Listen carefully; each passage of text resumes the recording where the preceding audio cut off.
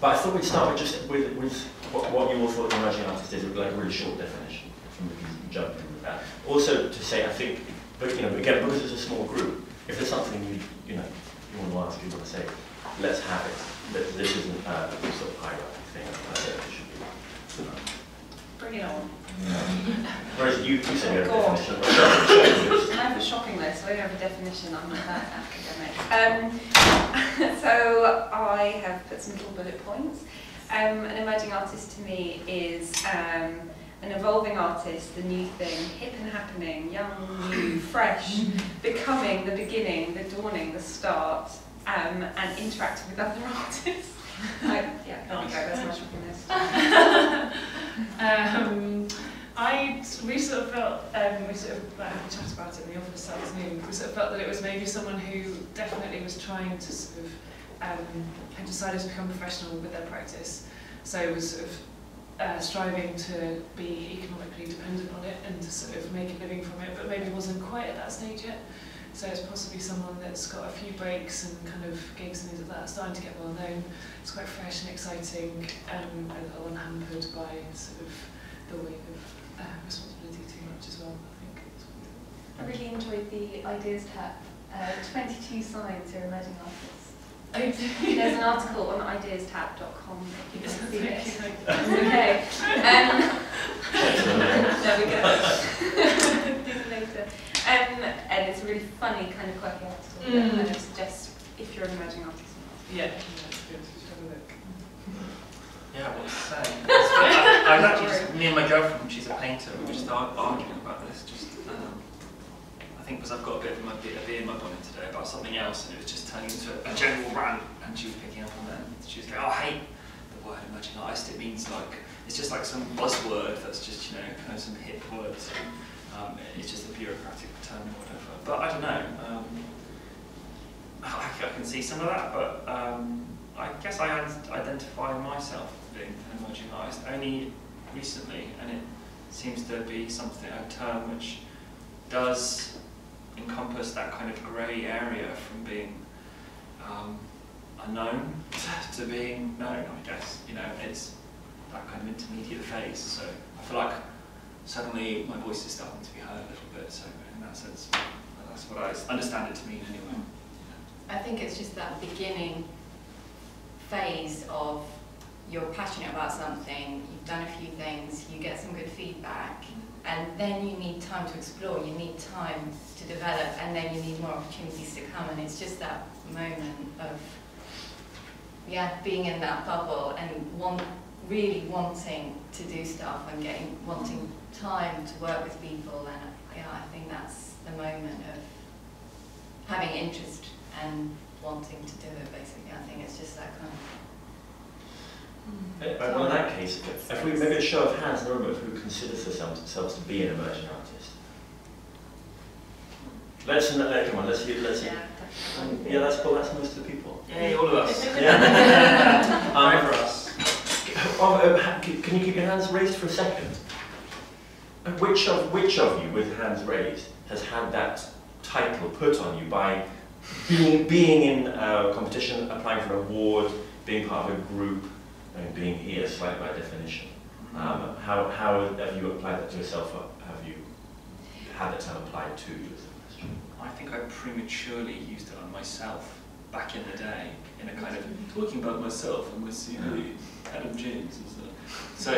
And now I realise that, cringy, but so now being here I feel like, oh, okay, yeah, I can sit with that a bit more comfortably, but I haven't had it used on me much. Can I ask, we've all introduced ourselves, so maybe, but you've missed it. Introduce yourself and then we'll tell you who we are. Do I just say my name? I'm McFarlane. I'm a dancer and choreographer. I'm Stina. I'm a dancer and choreographer in English National Ballet. I'm Adam. I'm an artist. I work with dancers. I'm Laura. I'm at IdeasTap. I'm Rosie Whitney-Fish, and I'm a choreographer and producer. I thought the first thing we could talk about, so we can get out of the way, would be money. Because for me, I feel like there's a big link between the idea of emerging and then you talked about graduation. Well, yeah, having no money in emergence, but then that being one of the signifiers of no longer being an emerging artist. I think money. Yeah, or yeah, the relationship with the commercial side of your work, because the things that you're all creating or curating, at some point they meet the market, and whether that market is a commercial transaction, whether that market is state subsidy, at some point a value is applied to the stuff that you're doing. At what threshold does that value make you, translate you into being an emergent or an emerged artist? Does that almost kind of define you as emerging as well in some ways? I think if you I think that like emerging goes on for a long time. And I wonder if almost emerging is quite a thing, a sort of status to get to in a way. But could you not say it's the first time? Like I know the first time I got an Arts Council grant of £5,000, I was like, oh, this is it. Yeah. Big time. And then I cost it all up and went, oh, I don't actually have any of that left for myself. But nonetheless, I was like, oh, someone's backing me, and like, here I am, Arts Council, and you know, gone to government since then. So for me, I think that was really the first time. You know, I was running around the room whooping. That was the first time I got that. So that's a financial entry point into the circle of being emerging. For me, yeah, being backed. Yeah. I feel like it's a point in your career when you let go of those other jobs that have been sustaining you. So whether that's, so for example, I was Ron Bear Dance Company's learning participation producer for 4.5 years until May, and it was a 2 to 3 day a week role that I combined with my practice. And in May, I made the massive, huge life-changing decision to say goodbye, which was good, and let someone take over that amazing role. But actually then become a full-time artist, a full-time choreographer. I then did take another 1 day a week role, but that was because it was a good opportunity. But yeah, to really let go of that and actually say, here I am, this is what I'm doing, and to know that I could sustain myself, and that sounds really practical, but it's practical advice. As a curator, I know that last year you got a big Arts Council grant for the off-site work that the gallery was doing. Did that feel like a moment of... Yeah, it did, and it felt like the first time that we sold something as well, or like the first time we got into... Yeah, that felt like a kind of exciting time. And we're sort of there's always tipping points on the horizon, aren't there, where you kind of are going to be sort of like the next phase where you might sort of we've just got another grant for a year this time for more of our development. So it's then again sort of that means we'll grow more and we're more established. But I still feel like we're an emerging gallery and our artists are emerging. I don't feel like we're anywhere near as sort of established. Yeah, the girl was a friend of mine in the company. It's called Jenna Lee. She was mentioned in a talk today, and she is to this point where she's beginning to set out work outside, but it's letting go of this, letting go of English National Ballet, that company, which brings you so many opportunities as well with choreography. So it's kind of setting up your links outside of the company, and then being able to literally just cut it off and let go. But she also found that in a way when she was trying to apply for one of the fundings, I can't remember which one it was, that actually because she had the name English National Ballet to her, they didn't give it to her because they said, well, oh yeah, but you've got your link to English National Ballet, they'll find it. And she's like, oh. So it's kind of being able to link up enough things as well. And that can be quite hard because we tend to have things, my commissions tend to be through the company. So I feel like if I left the company, I'd suddenly be, I think I have to start all over again. I always feel like you have to prove, you have to prove yourself all over again, because you have a few people that have seen all your works, but, there's a lot of people who just see one piece, and then they have to kind of trust your belief enough kind of in you to kind of go, oh yeah, I'll take that forward, or I'll ask that person. And I think it's just links and building up contacts and having, giving up a job that you're kind of so secure to be okay. Now I need to switch, and having the push to do it it's hard, I think. I still have many jobs. I don't think you can. No. You know what? And You they can like never. it. Yeah. It couldn't be more pandemic. And Because you tomorrow I never work in a know. bakery. I work in a bakery on a Saturday. And then the next day I'll be doing storyboards and getting paid tons of money to do some stickman. And then it's so. I do a lot of commercial choreography, and I know a lot of choreographers have a problem with having to split their time by being an artist and making kind of artistic adverts and things. Yeah, I assisted on adverts. I haven't done my own advert, but I'll do music videos, or I'll do fashion shows, I'll do production fashion shows. I really enjoy it because actually the skills that I learned in commercial choreography I just transfer to making independent work. And there's a few people that have said to me, oh, why are you doing that? Or shouldn't you be focusing on your own work? Actually feeding into each other and getting to play with LED screens and flashy lighting for me is amazing. Does that float everyone's boat then? Does that mean that there's two entry points into the field of being an emerging artist? One is waiting for, as you say, funding, a piece of subsidy, a piece of the state pie, and the other is doing it, but doing it the way that the money wants you to do it. Are they two equally valid ways? Because they're very different methods of getting into the day-to-day work that you want to be doing, rather than sitting at your desk, sitting at someone else's desk doing that. Are they equally valid to become an artist? Yes. But I make a point of making all of the, so I also I make corporate videos and stuff like that, but I make a point of making that distinct from being me. Like I'm a micro-production company called Carrot and Stick, and my storyboards are called something else. And so, in a way, no, I don't think they are. So I make a point, and it really gets me really cringy when one of the clients puts these god-awful storyboards that I've done for some corporate advert for like photocopiers and tweets them like, artist Adam Drake, new drawings look great, and I'm just like, no, God, delete, get them off there. So I don't know, it's different from people. They do feed into each other though, people obviously they don't, and I don't not like doing them. I suppose it's different if you've got different companies or you're yourself, you're your own company. Yeah. I suppose you can be choosy about what you take, so if it's like the new Shakira video and you really don't want people to know that you're involved in that, or you do, then it's about what you advertise and what you tell people that you're doing. Yeah. So even at the stage, that implies to me that even at the stage of, before you even make the decision to sever those links, you've got to have a target in mind of what kind of artist you're going to be. Is that ring true? Yeah. So you go, okay, I'm going to be, in the commercial theatre, there are a lot of people who are, lighting designers, sound designers, choreographers, all walks of jobs in the commercial theatre. You think you're not really doing anything that you want to do. You're just rattling from job to job with high salaries, and you're just kind of recreating the same sort of stuff. It becomes. Can they do that as an artist? Can they?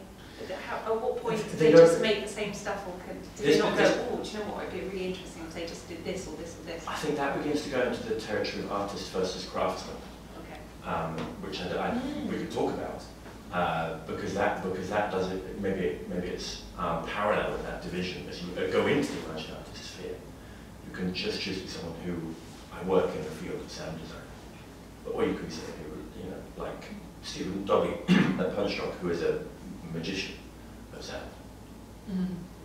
I think that's two different targets. Do you feel like this other one of yours feels like a craftsman thing? Your storyboarding. Yes, it is. Yeah, rather than art. Yeah, and I feel that with all of the freelance creative stuff I do, that it's just taps into what I take for granted as an artist, and then I just polish that and sell it as a craft, I guess, outside of that. Be it filmmaking or drawing. So that's interesting. So let's assume that we're now all in the bubble of being an emerging artist, and that's what everyone knows us to be, and that's what we think of ourselves. What's the best thing that can happen to you as an emerging artist? You carry on.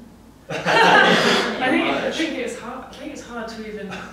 You say you get say you're an emerging artist. You started to kind of like be from like all of the things we just talked about, to sustain that year on year and keep it fresh and keep yourself excited as an artist and keep it sort of going, I think is a challenge anyway. And then I think when you, I don't know, it seems like maybe if you kind of are carrying on doing that, then eventually there's enough sort of stuff around you, you've built up enough bodies of work, you've contacted enough people, you've had shows here, you've done things there, you're sort of working like that, your work naturally, by the amount of time that you've put into it, the amount of hours that you've given it, you're better as an artist, and you then eventually are a mid-career artist. Perhaps, I don't know. Don't get ahead of ourselves.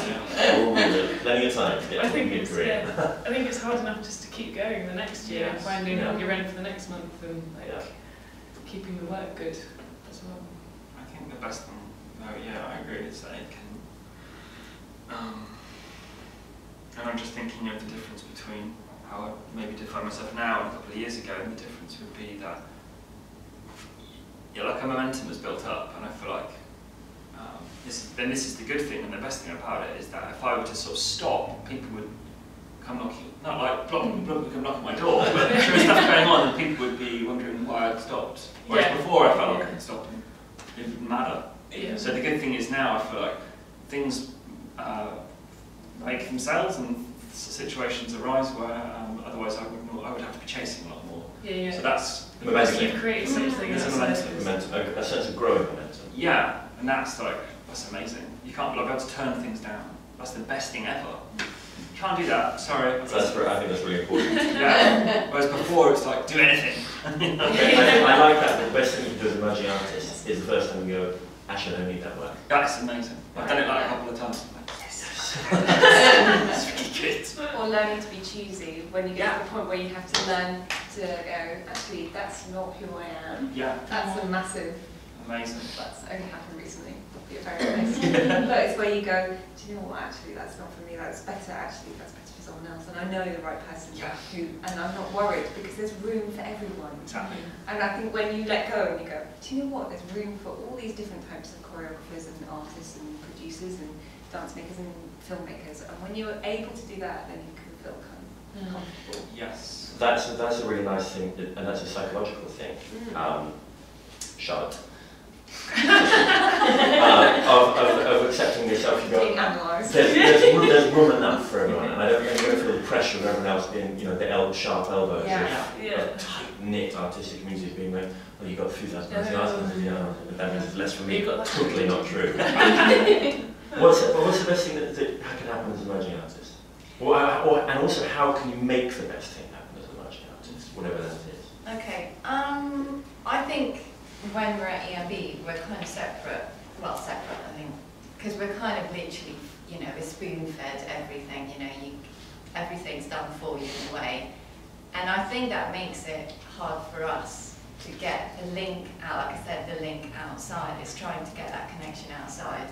So for me, I think it's beginning to get those small little commissions from outside, so not through the company. And it's building up relations with people, and even collaborations, like you were saying, building up, what's better as you're emerging is building up the, so if you need a musician, oh, I know someone, if you need a stage manager, oh, I know someone good. It's building up that relation with people.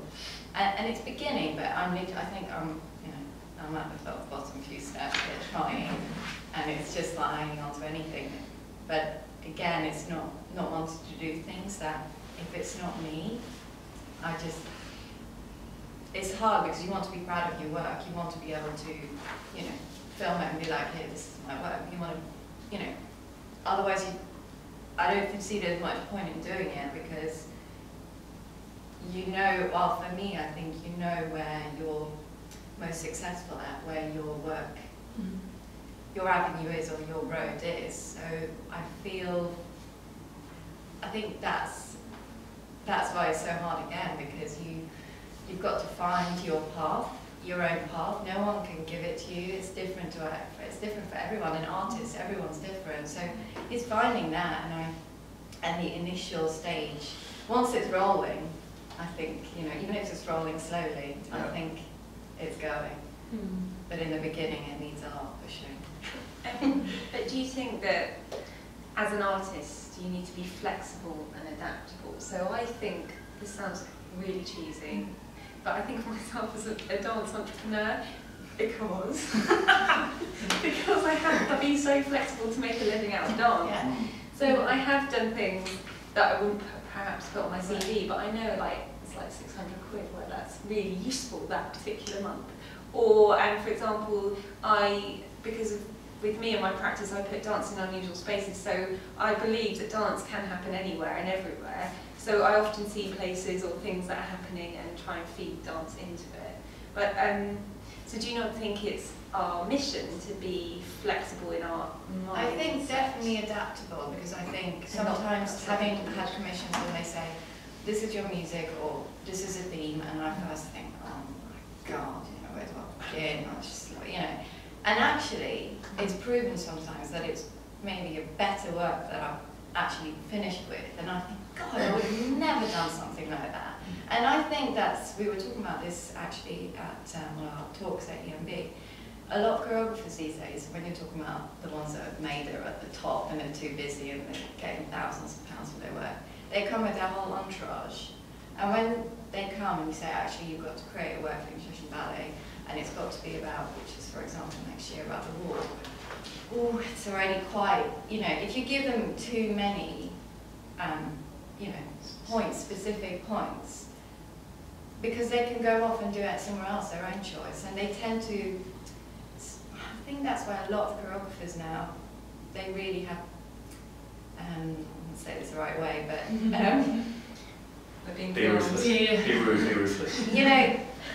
Not that every work's the same, but they really have their stamp of that's their work. You can tell that's this choreographer. I always think when people say use the formula, it's not the X, it's the Y. The X is the true one, so you've just said that all the work is the same, is what I'm going to take from that. We've got a lot of emerging artists here. I wonder if anyone else has this is the best thing that could happen to an emerging artist. I think that even if you get amazing opportunities and everything goes amazing and everything, I think sometimes there's still a line. Like, I think even if it does all happen, there's still a line where you can't. I don't really know because it's not happened to me, but I still think from where I am now, I wouldn't ever want to lose like my soul or my spirit, and I know that. I think that I don't know, sometimes I think things could affect it, and so, yeah. Well, that speaks to what Stina was saying about just using the emerging artist period to discover truly what it is that you're doing, and to discover, the second part when you said, that your own step on things, and discover what that is. But you'll take that through whatever work you make, because if you're honest to yourself and if you're true to your kind of I said, oh, it's real bodies and real stories. That could be with, an old people's home with Age UK for their next promo. It could be with non-dancers in a community centre in Tottenham. Do you know what I mean? So it's still who you are. You're still gonna, Tracy Emin's always gonna create work by Tracy Emin. She might make an unmade bed. She might make a painting. She might make an installation. She might make a soundscape. But it's still the essence of that artist. But she can work through many mediums. Sorry, that's a really bad example.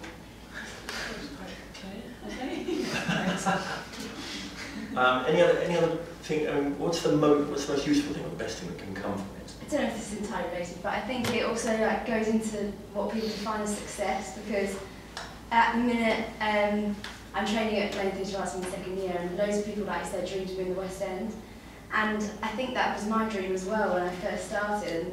And now in second year I'm thinking like there's so much more to performing than I first realised, and that's quite a narrow-minded way of looking at what you want to achieve. So just having that one single goal is kind of limiting yourself, and I think to be successful, like you say, working in old people's homes, if that is what you're going to get the most out of, and that's what you should do. It's not being a star in the West End. I don't think that's necessarily going to be the most successful thing you could be. So defining what your success is. Yeah, absolutely, and that's different for everyone. So. Yeah, I think I used to think that, and I still would like it to an extent, but that I was dead set on I have the gallery to be represented. Yeah. And now I don't really think that at all. I kind of, my partner has a gallery, and I see that it has its perks, but actually I see that in other ways. I now really, I've had to sort of change my horizons and now see that my freedom is the strength. I can get grants left, right, and centre, and that might not be so easy if I was with the gallery. If I was making more commercial So yes, your kind of perspective on it changes. As a gallerist, what's your idea of success? We've always said if the gallery could just pay us, that would be really nice. So that's one goal. I think success would come with being proud of the work that we show and hopefully supporting the artists so that they become the artists they want to be and they get to make the work they want to make.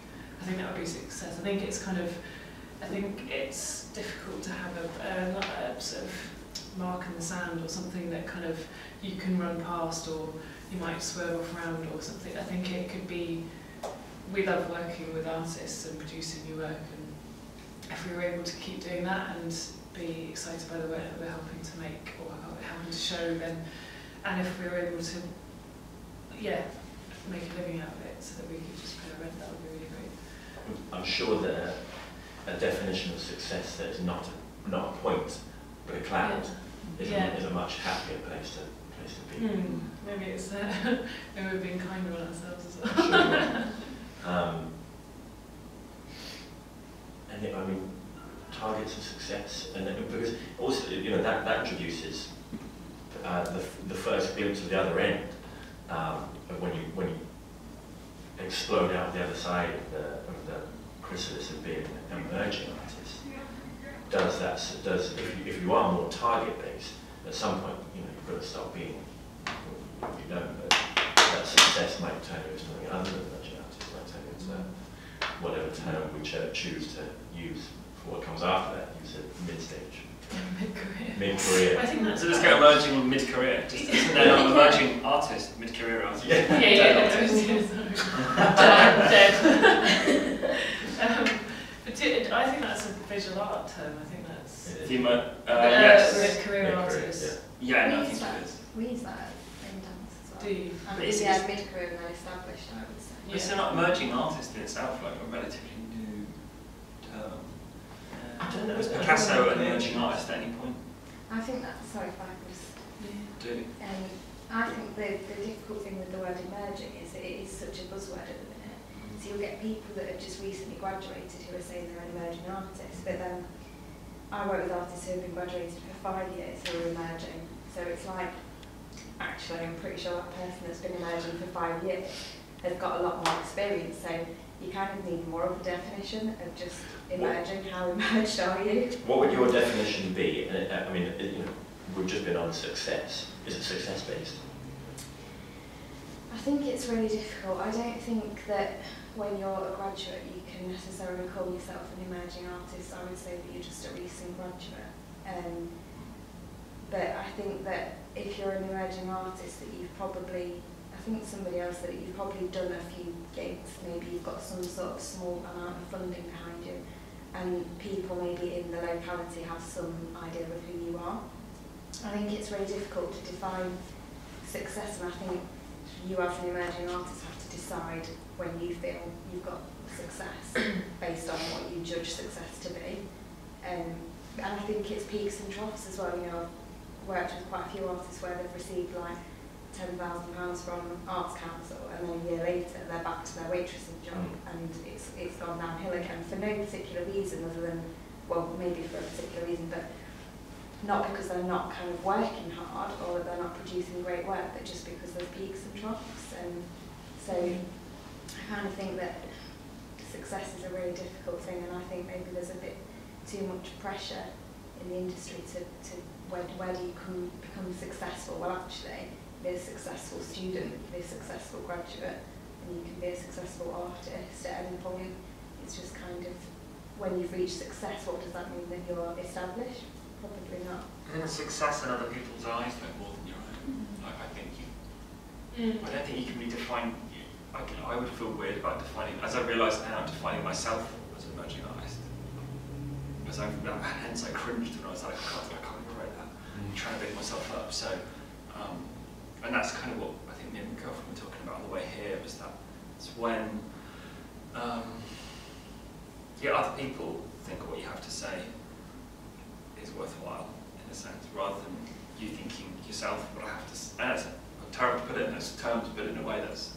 So it's that validation. Yeah, From it's... other people, from an audience or... Yeah, rather buyer than... or... Because we can all say, well, client. I'm an emerging artist, and everybody can say they're an artist. But I guess it's not until...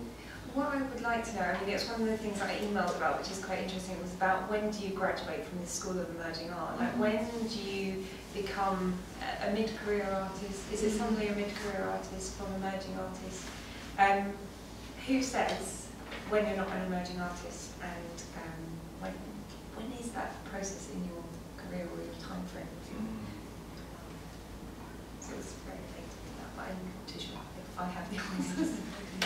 It's also when you go from mid-career to established, and like, when does that happen? Or is there a difference? And choreography, it's like you see people who are like 90. Yeah. Who have done amazing things, and you think, oh, now they're established, Yeah, but then yeah. they stop.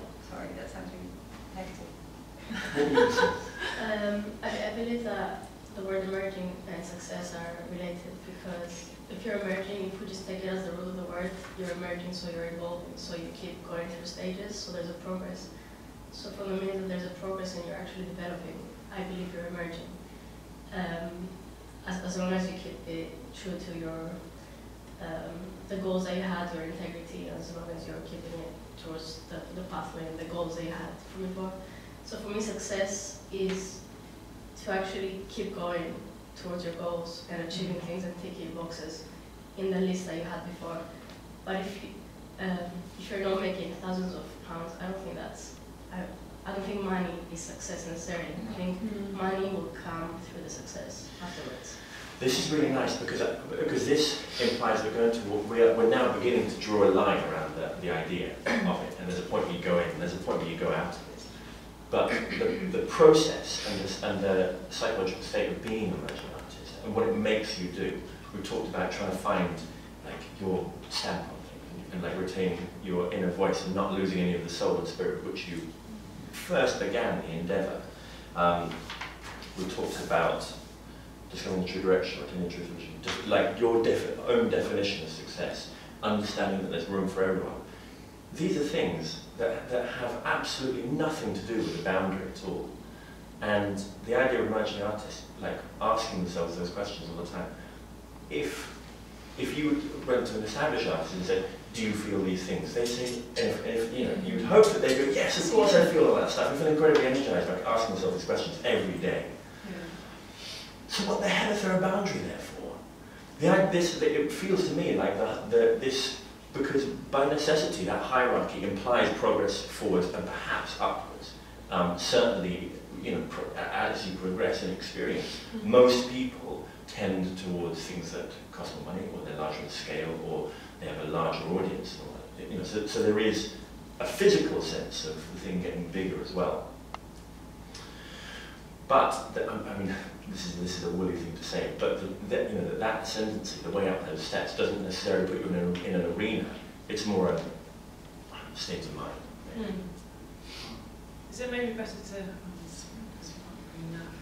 Maybe better to say that it's early career instead of emerging, in the sense that like your career is your career. If you're lucky enough to have a career and keep a practice going, then to start off with, you're early on in that. And then you kind of get more experience and you get better, instead of this kind of like... I mean, the next question I have to ask you is that given then we've drawn that line around it, let's now say that none of us are emerged. Let's say that we're all outside that boundary. How does it make you feel? There's a lot of different disciplines here, and whether the majority is dance. How does it make you feel thinking about a closed circle of people, which only can have a certain amount of people in it, because there's only enough column inches or limelight? How does that make you feel? Rosie? A little bit threatened. I think it does put you under a little bit of more pressure than you probably already feel. I suppose with this early career, it's kind of still you still have those questions of when that happens and how you recognise your own success. Sorry, I was just thinking about that. That's roundabout. But yeah, you feel a little bit more pressure. I'm being very honest. Yeah, I think it depends depends on, I guess it depends on what you talked quite definitely in kind of terms of like almost fame then, in a way. No, I mean, you know, limelight is a word that perhaps I used the wrong word, but about, you know, space on the rostra of, as you say, there's, you know, no one's going to be able to, no one outside of the industry is going to be reel off the name of, you know, 50 ceramicists or 50, you know, statue, you know, you know. So there's only a certain amount of recognition that there is in the world. And if it is limited, how does that make you feel about being, you know, that boundary? Is that how the boundary works? Or being established? Yeah. I kind of think I fluctuate between thinking it is like that. Yeah. And I guess which I don't like, obviously that's a not nice way to look at it or to view it. And then the way that I kind of came to terms or dealt with that, as I felt that was the case, like there's this clique and I want to be in it. I want to have a membership card to Soho House, whatever you get for being cool and being an artist. And then I think I stopped paying attention so much, and just and actually made a real point of deleting all the people on Facebook who were more successful than me, and like Twitter, just turned off some of that noise and just focus on yourself.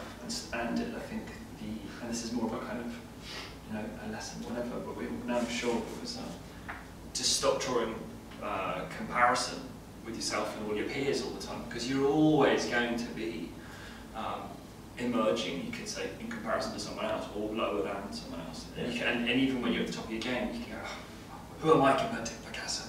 Yeah. What does this brush mark mean? So I think as soon as I kind of put the blinkers on, then I stopped worrying about there being this group, and I started to think, or it started to happen that, oh, I'm defining my own group. And now, and so I started to see it growing from within out, rather than this thing that I can't get into. And I think that's a healthier way. Yeah. Do you think, so I think sometimes as an artist, if you get to that point where you go, yeah, I've made it, you know, I've done it, then you're not really an artist, are you? Because you kind of stopped worrying. I think that's I'm speaking for myself. I constantly worry about my work and about what I'm doing, and I think that's really important to care and to worry. And I think when you stop caring, then what's next? And I think that's that point. This is exactly where I wanted to go with this. Right on cue.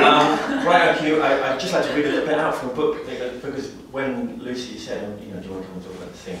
This book jumped into my head, which I would recommend to all comers, which is Tricks That Makes This World, by Lewis Hyde, who's a public intellectual in America. From the edge of a group on the threshold of a house, there are only a few ways a trickster can move. He can come inside, he can leave entirely, or he can stay exactly where he started, resisting all attempts to civilize or exile. From the trickster's point of view, this last, staying on the threshold, must be the ideal type. It gives us the plot that never resolves itself. To me, that seems like a really nice idea of how to forget that boundary that exists, and how to totally reject the idea that there's a closed gang of heavily armoured professionals within whose ranks you are never going to get. And you go, actually, if I'm to do this job, the point is not to be inside that fucking circle. The point is to stand on the edge and poke them in their guts, even at the most, and just, you know. I think that kind of links in what Nathaniel said, is when you've got the next job, whatever, your next work, whatever, in front of you, for me, my success in those next few months is getting that work done to the best of my ability, and to what I can see. If I can see visually something in my head, is getting what's in here out there, and when I can do that completely and I can see it and I think, yeah, I've done it, that for me is then that chapter, that project, that was success for me. Yeah. And that's not looking at anyone else, doesn't matter what all the other people are doing around you, if you're doing an evening of work. It's what's successful for you, is, I think, for that piece. And then from there, you just, you know, like you said, it's little bit by little bit, it's kind of adding them up. The title of that book is A Trickster Makes the World, and it's kind of like you're creating your own scenes, you create your own world, you create your own bubble, you create your own market, if you want to be kind of commercial. But you create your own kind of vibe, and whoever wants to buy into that or whoever wants to be part of that, then that's for them. But you know, there's lots of vibes and there's lots of bubbles and there's lots of things happening. You touched there briefly on creating your own market. This is the thing that, because this is part of my daily conversation about the value of people's work, and when we're talking about that, you know, the perception of that armoured circle, the value of things that are made inside there, it's a real point of measuring, and it's such a blunt tool to measure that stuff. And there's a way, I don't know how it is, but is there a way that you can perceive, you know, because what we're doing is we're deleting the term emerging artist, because emerging artist implies that progression into that, you know, rank. At some point you're emergent or established or legitimised. By who, if not yourself? And if not yourself, why not now? What do you think? I'm feeling powerful now. I mean, that, you know, I think the intention is, you know, it's a psychological state where the thing of emergent doesn't become oppressive on you. Because we talked about what's the best thing can happen as an emerging artist. What's the worst thing that can happen as an emerging artist? You can mess up. You mess up. I don't know if even that would be. I think it would be stopping. Stagnated, sort of like stagnant, kind of like just like beige, not doing anything, kind of stuck in the mud, and not going forward. You stop making. I think yeah, you're just giving up on it, Yeah. giving up on it, and running out of energy. I think Yeah, you need a lot of energy. you need a lot of energy. I think, yeah. Yeah, I'm running out of ideas, which That's scary. I can't, yeah, I can imagine, but I'm saying I don't have No, I don't know. But, Might have I don't know, that's not, I think the worst thing would be having to stop, or having to feel like I was kind of just scratching around in the dirt again for opportunities and like do things I don't want to do so much. That would be bad for me, or just feeling like I'm stepping back, you know, this slipping away from you. When we shot around a couple of emails before coming here, and one of the things Adam talked about was the democratization of your work with the LARPing stuff that you do. I wonder if that sort of democratization is applicable to the idea of being an emerging artist, and how does it work in the if it's a thing that can be, you know, we're talking about this. Well, I'm very interested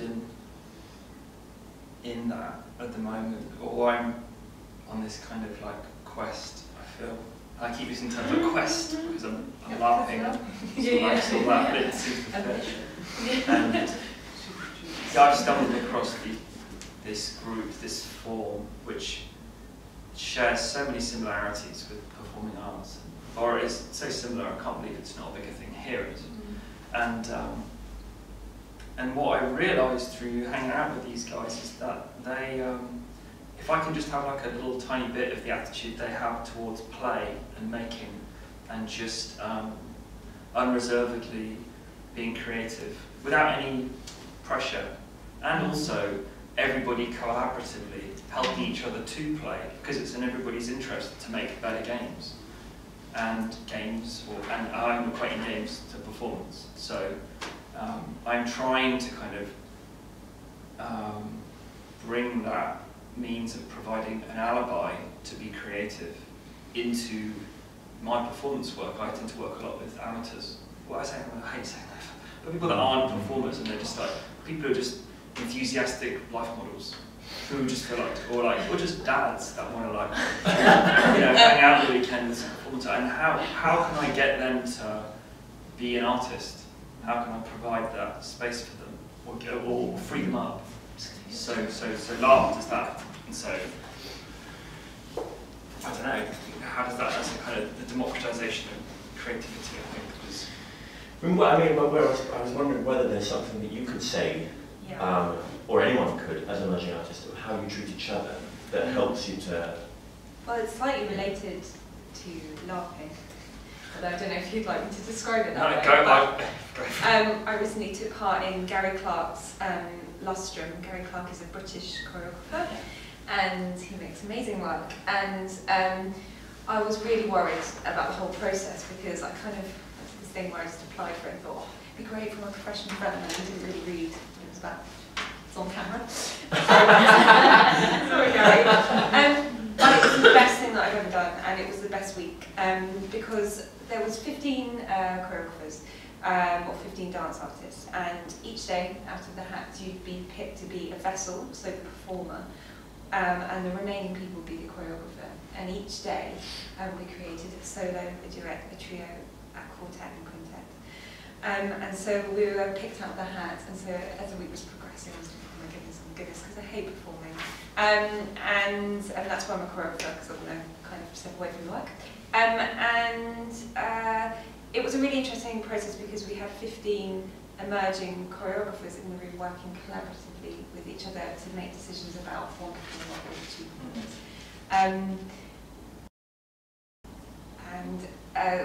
About how those ideas were shared or people's visions were shared was really interesting, and that sense of play through the chance mechanisms. Because Gary is really interested in just intuitively making work, so you're not thinking, so not having any academic research, just making it, so being in the room, making a circle, okay, making a circle, making it bigger, and just making work very quickly and not thinking necessarily of it. So that was the sense of play that he brought to choreography, and the work that was made was amazing. It was really interesting because often choreographers have a long amount of time sometimes to research and to develop their work and to perhaps think about it a bit too much, in my opinion. But it goes with that sense of play. Sorry, that's a massive tangent. It's a good tangent. Take what you will. I think we should go through to 7:15. There's a few more things to say, I think. But if there's any sort of like pressing questions from you, ask them.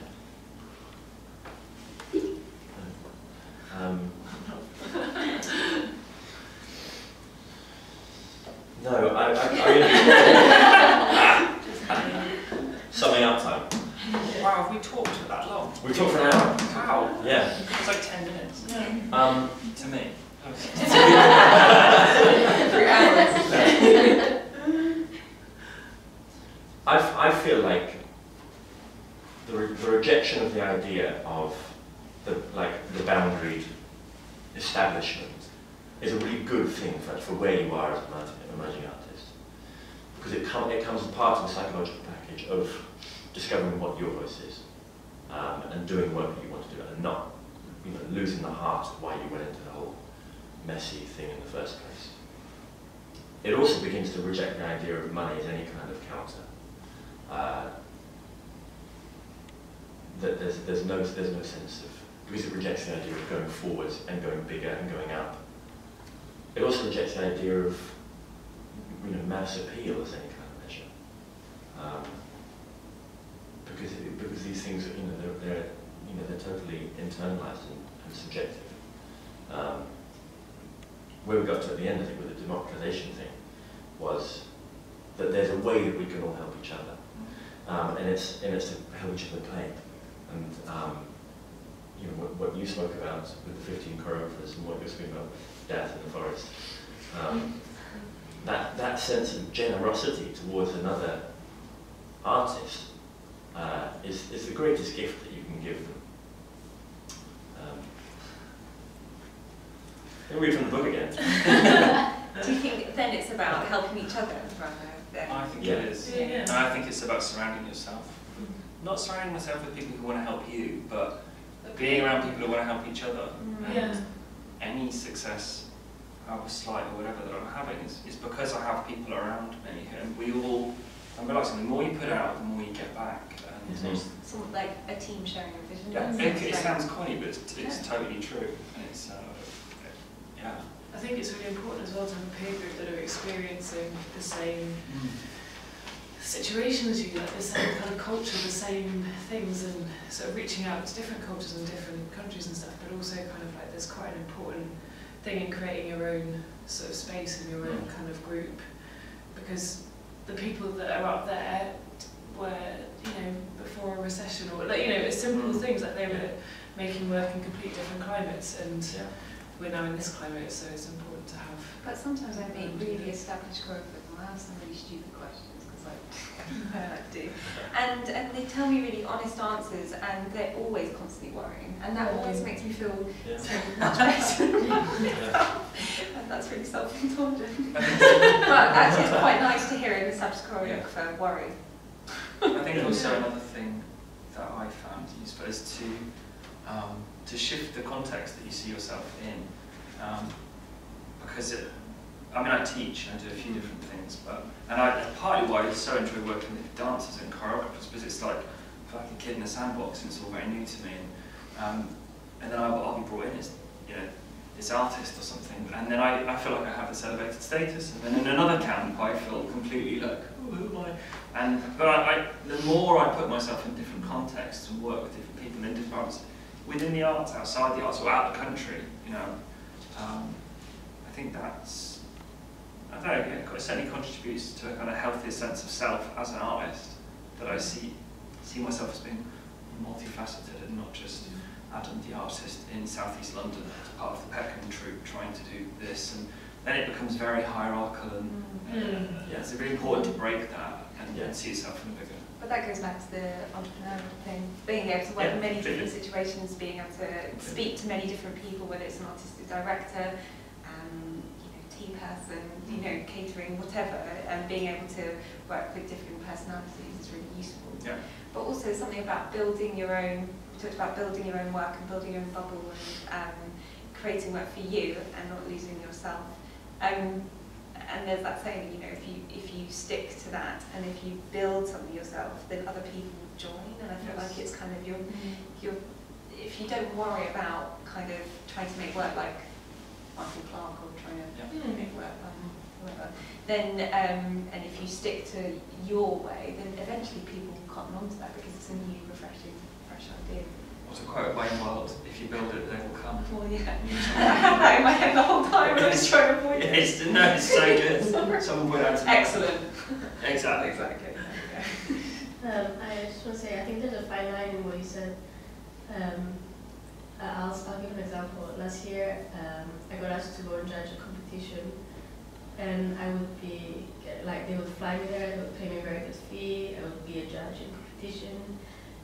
But the style that they asked me to judge is not the style that I specialize on. I do have knowledge and education on it, but it's not my style.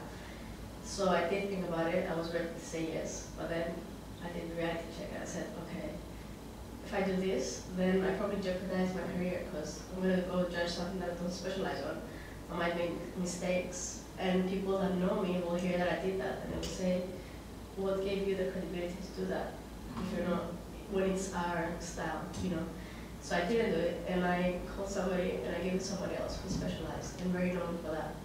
And I'm very proud that I did that, but that doesn't really happen a lot.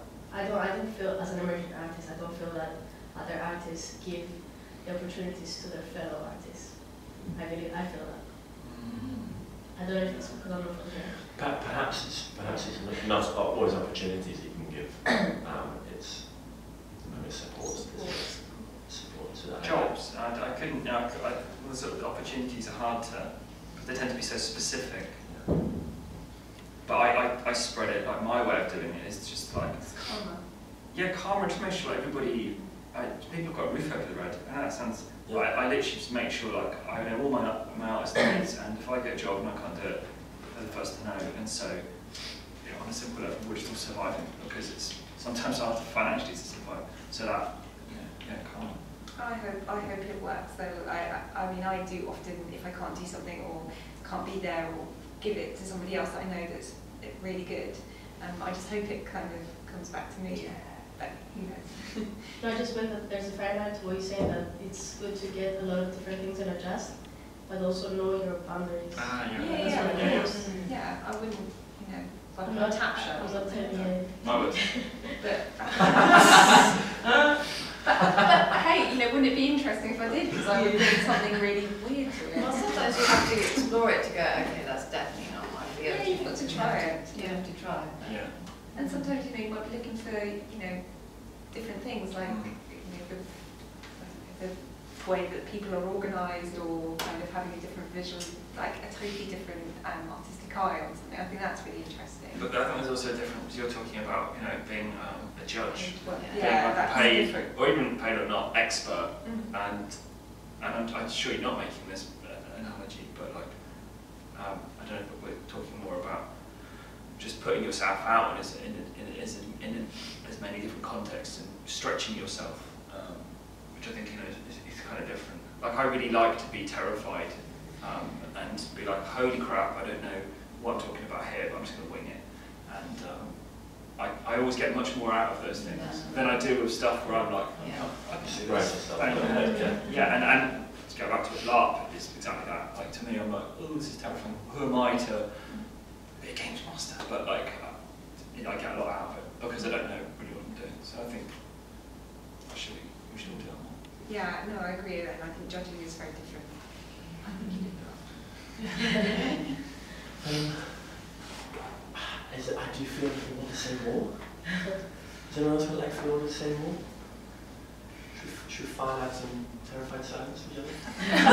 Or we can go out as well and do what we've promised to do here and support each other and give each other opportunities to play and you know, smile at each other forever. Thanks everyone. Thank you.